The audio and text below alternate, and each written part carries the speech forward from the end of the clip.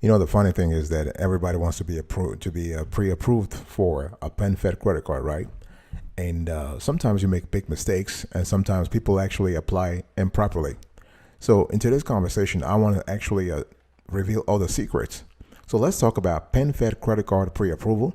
6 big mistakes you must avoid to get pre-approved quickly. Don't you go anywhere. You're going to love today's conversation. I guarantee it. Of the Awesome Studio Kiwi Show. How are you today? I hope you are doing fantastic. I'm doing marvelous if you were to ask me. If you are doing as great as I am, go grab a cup of coffee or tea or vodka. Now let's roll. In today's conversation, I want to talk to you about PenFed credit card pre-approval. So 6 big mistakes you must avoid if you want to get pre-approved quickly. It's important. Mistake number 1, impatience. Oh yeah, boss. You just joined PenFed and all of a sudden you want to get pre-approved for a credit card? Come on now. Why are you so impatient? You just came to the party. I want you to look around, just chill, have a conversation with the one person or two, whatever it is. When you are new to PenFed, you want to wait a little bit, okay? You got to wait at least 6 months after joining before you start looking for opportunities for pre-approval within the credit union. It's very important. In the meantime, what do? What do you do, boss? What do you do? Well, I have a big goal for you. I want you right now to write it down. You want to establish your MPR. You want to solidify. You want to strengthen your MPR with PenFed, your multi-product relationship with PenFed. If you happen to be a household, in other words, your wife, your husband, and whatnot, everybody is part of PenFed. Take advantage of that. You want to pull your resources to establish a tighter relationship with PenFed. What I'm trying to say here is that instead of having $10,000 in overall aggregate in terms of your deposit amount, you want to have $25,000. You want to have $50,000. This is important because PenFed has an algorithm internally that assigns what they call a risk score, aka PenFed internal score, or your next gen score, to every member. Okay, so the higher your the score ranks from 300 to 850, the higher your score, the better in terms of your pre-approval odds. Okay, and even better, you want to consider direct deposits into a PenFed account. Okay, and one thing you also want to do is that while you're just waiting for the 6 months to pass so you can start applying for credit cards and whatnot, you want to update all of your financial data. I'm talking about your income, your job history, and you want to go into your account dashboard, and there you just update all your information. Okay, big decision time, boss. Talk to me. Big decision time. I want you right now. Have you actually decided to wait for 6 months? Because if you are new, you don't want to rush things. You do not want to rush things. Okay, be patient. Hold your horses. And 6 months is half a year. This time passes very fast. Okay, so first mistake, impatience. Second mistakes, high balances. Oh yeah, boss. The funny thing is, and I'm talking to you, father, I'm talking to you, mother, I'm talking to you, uncle, aunt, everybody. I'm just talking to everybody here. If you are carrying high balances on your existing PenFed credit cards, you are lowering your chances of being pre-approved quickly, if at all. Okay, so I want you to actually be in a situation where you are in control.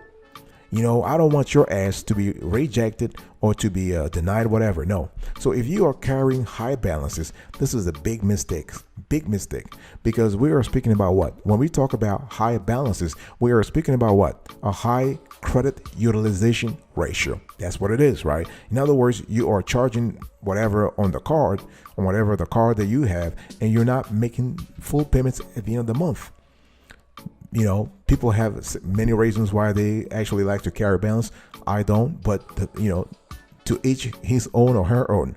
So if you have a high CUR, this could have a great impact on your ability to be pre-approved. Remember, PenFed will send you a credit card pre-approval link if the algorithm or if the people there believe that you are a good candidate. Okay, so you want to consider lowering your CUR right now. And one thing I want to tell you here is that you want to refrain from charging everything on your PenFed credit card, boss. Come on now. People are going to McDonald's and charging their meal $5 meal or $4.99 on a credit card. Come on, what's up with that? What's up with that? You got to have a little culture of cash, okay? Because that comes from your pocket and you can feel it instead of charging everything on the card and just. So my point is, you want to make sure that you lower your CUR. And part of lowering your CUR is kind of related to having a tighter control over your expenses, okay? And by the way, this cannot be an individual enterprise. If you live in a relationship, you're married and whatnot, you make sure that you agree with your partner or partners on how to pay for expenses. You know, the level of expenses to charge on the card, okay? This has to be a larger conversation to have. You can't just have the conversation in terms of, hey, you know, we just want to apply for a PenFed credit card and we just want to make sure we are pre-approved. No. This is part of a larger conversation that touches on your financial responsibility.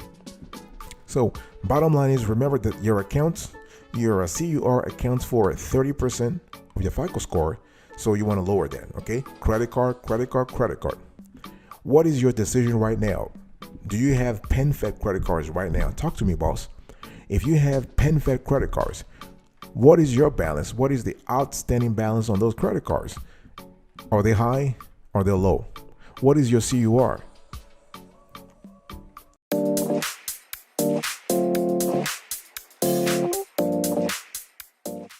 The third mistake that you need to avoid if you want to be pre-approved quickly is to actually have a low DTIs. So if you have a high DTI, that's a big mistake. Big mistake, okay? If you have a high debt to income ratio, I don't care how great your FICO score is, you are actually lowering your chances of being pre-approved. Being pre-approved by a PenFed, okay? So here is the gist of here is the plan. Here's the game plan, because credit, as we all know, is a game. And the more you understand how the game is played, the better player you become, right? It's not about how you look, what your name is, where you live and whatnot. Nobody cares about your biology, your geography and whatnot. We care about understanding the rules of the game. And the rules of the game involve your DTI. You got to have a low DTI, a low CUR, as I talked to you before, okay? So you want to lower your overall debt, okay? That's the thing with DTI. DTI is very important. Try to consolidate debt if possible. Yeah. Oh, yeah. You know, I mean, I'm tired of carrying a 2-digit APR on my credit cards. So if I have an opportunity to switch things around and just seize a chance to have a single-digit APR, I'm seizing that opportunity. You bet I am seizing that opportunity. So you really want to get into that mindset of always being on the lookout if you want to consolidate debt in terms of lowering your potentially high DTI, okay? Another thing you can do is you can actually increase your overall income. Obviously, I'm talking to you about maintaining a work-life balance, okay? I'm not just telling you to go crazy, getting a third job, a second job, and whatnot. No. You want to maybe look for a side gig that's maybe pulling in some revenue every month, right? Again, while maintaining a work-life balance, because we want to make sure that you are getting, you are boosting your chances of being pre-approved for a PenFed credit card, while also having a good work-life balance, okay? Maybe you can look for seasonal work to sort of make your ends meet, okay? Remember that when we talk about DTI, you want to lower the DTI to around 30 to 35%, which according to several experts is a great range, okay? If you have a delta between 30 and 35%, that's good, or 25 to 35%, that's good. Low deposits. That's a huge mistake, boss. Uncle, grandfather, grandmother, I'm talking to you here. Are you carrying low deposits on your PenFed accounts? Talk to me about that. Be honest. Everybody goes through stuff. Been there, done that. So what's your situation? Talk to me. What? You have low limits? Whew. Well, I'm not commenting on whether it's good or bad, but believe me, when we actually compare your chances of being pre-approved with low deposits at PenFed, you have very low chances. What? Yeah, you have low chances. Okay, if you keep low deposit with PenFed, it's not good. What I'm trying to say here is that what I'm trying to tell you to increase your overall deposits. This is not something that happens overnight. Everybody understands that. Nobody gets rich overnight unless you win the lottery or whatnot. But you want to be in a situation where you gradually, that's the key word here. Write it down. Write it down. Gradually, you gradually increase your deposits with PenFed. Okay, your overall deposits, not just your deposit in your checking account. PenFed has a constellation of accounts that you can choose from, and our recommendation here is to actually have accounts, to have at least one account open. But if you are good, have 2 or 3. Okay, I'm talking about your having an MMA account, so your money market accounts open. You can have a CD account. Those 2 accounts for what I call emergency savings or just savings account. Okay, think about checking account. Think about your traditional savings account. Think about your IRAs also. PenFed offers IRAs. Okay, they offer an individual retirement account. So this is kind of cool also. Okay.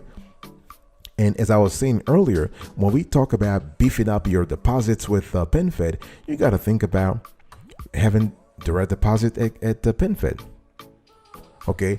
And I'm not asking you to actually put all 100% of your direct deposit into a PenFed. No, you can split it. If you speak to the HR department in your company, and they'll probably do the last time I've seen a pay stub here. I mean, you can see you can split the money up to 4 accounts. Okay, so at least you can say, I want every 2 weeks or every month or every week or whatnot, I want 20% of my net income to go into my PenFed account. This is how you build deposits. Money, money, money, money, money, money. So, boss, have you thought about a strategy to actually beef up your deposit at PenFed? You have to. If your goal is to boost your chances of being pre-approved quickly for a credit card at PenFed, this has to go through your deposit also.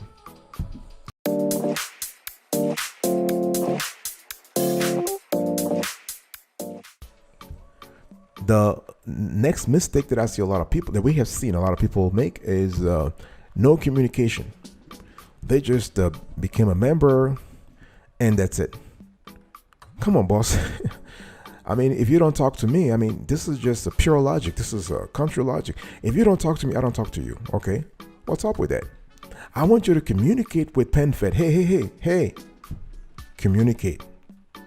Don't you just become a member and just forget about PenFed and just go about your business. And the only time you remember them is when you need a credit card, or you need a loan, or you need a line of credit. What's up with that? Is anybody going to tell people that you need to build a relationship with an institution if you want to borrow from them? It ain't just about credit. See, the whole credit game, when you understand credit game, personal credit, business credit, it is first and foremost a relationship game. That's what it is. Okay, so what I'm trying to say here is that this is a big mistake.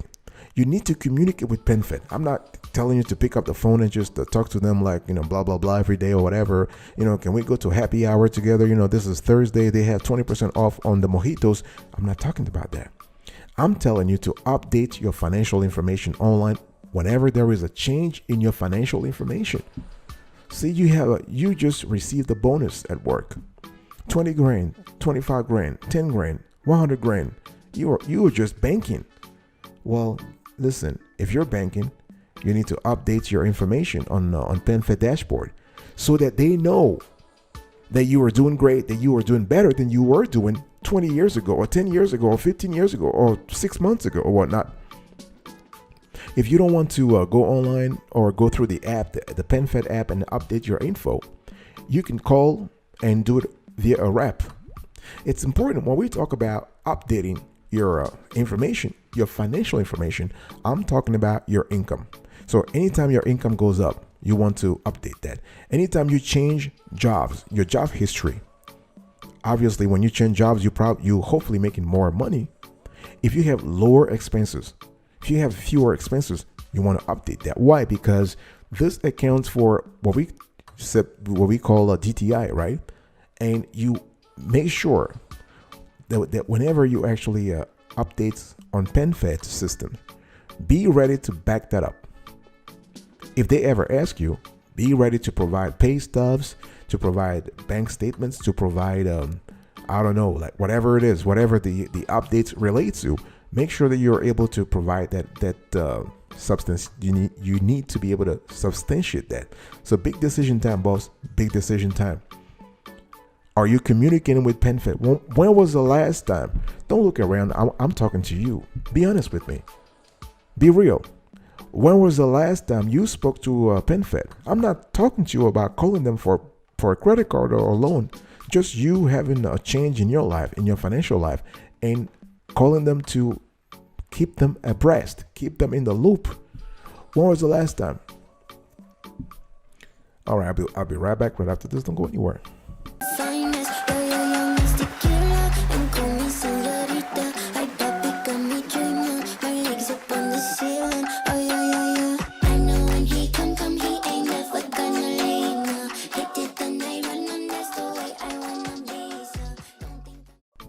Welcome back, folks, to another edition of the Awesome Sweetie Kiwi Show. We are also having a conversation today about the 6 big mistakes you need to avoid if you want to be pre-approved quickly for a PenFed credit card. Okay, obviously we are speaking about PenFed credit card pre-approval, and mistake number five was no communication, and mistake number 6 here is having a low FICO. Yeah, well, you probably saw that coming anyway, right? I mean, having a low FICO is really bad, not just for a PenFed credit card or pre-approval process, for everything and anything anyway. So if you have a low FICO, and so this piece of advice applies to everything, but particularly for PenFed, which is very, very conservative when it comes to FICO scores. If you've been around as we have been, you have been members for 20 years, as we have been members of Navy Fed, have been members of PenFed, you would realize that PenFed is slightly more conservative when approving loans, when approving credit cards than Navy Fed is. Okay, so if you have a low FICO score, you want to do everything that you can to actually start.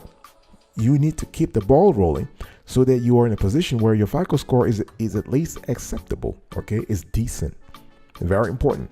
So if you have a high balance on one or more credit cards, try to actually pay that down.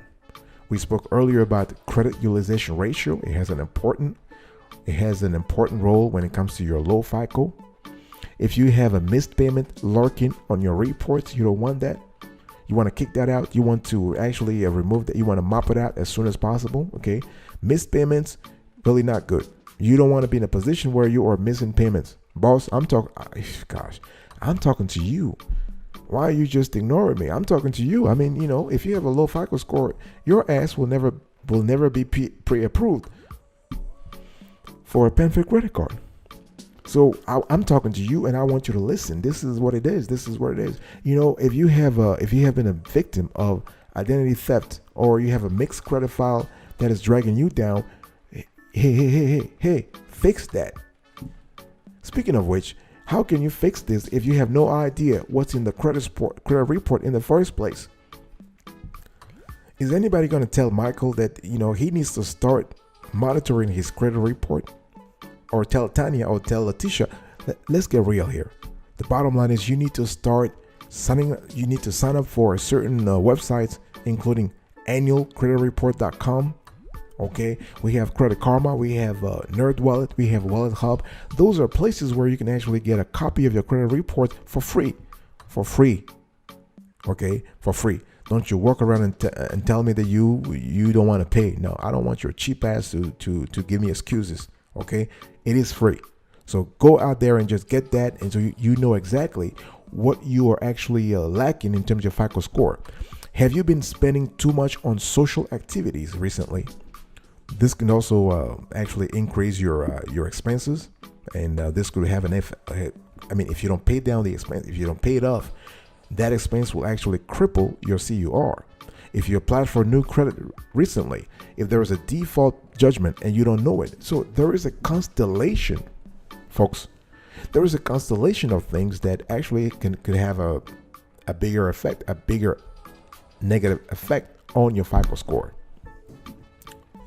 So speaking of, so those were the 6 mistakes that you need to absolutely avoid if you want to actually boost your chances, okay? Let me give you a backup plan.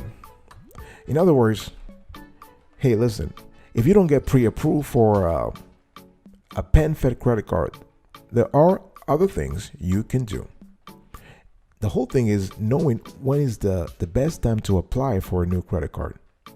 Because the whole thing is, when we talk about credit card pre-approval, you want to avoid the hard pull, right? So you want to get a soft pull. But hey, listen, if things are rosy in your life right now, if you're doing good, you might as well just go and apply for a credit card instead of waiting for the hypothetical pre-approval offer, which might never come anyway. So hey, listen, if you have a balance on a high interest credit card and you have a great FICO score, this could be a great opportunity. This could be a great time to actually apply for a new credit card.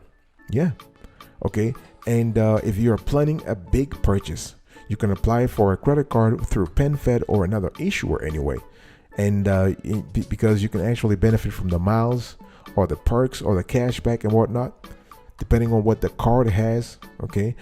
So my goal here during this show is to actually ingrain in you the sense of logic, the sense of credit being a system, being a game. And you need to understand the rules of the game so you can clearly identify how to play the game.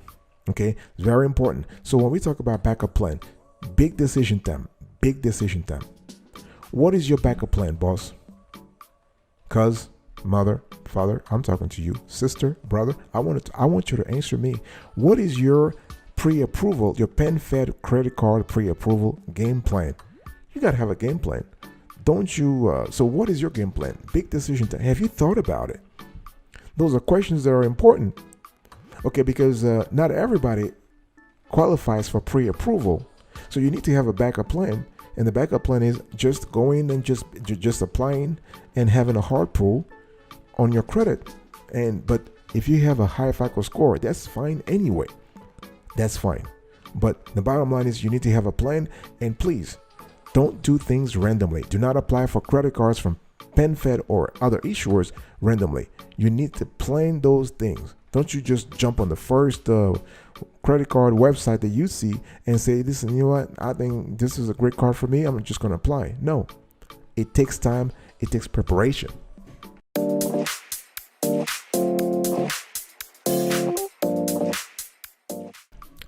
Thank you so much for your attention. I really appreciate it. In today's conversation, I was just talking to you about PenFed credit card pre-approval, 6 big mistakes you must avoid to get pre-approved quickly.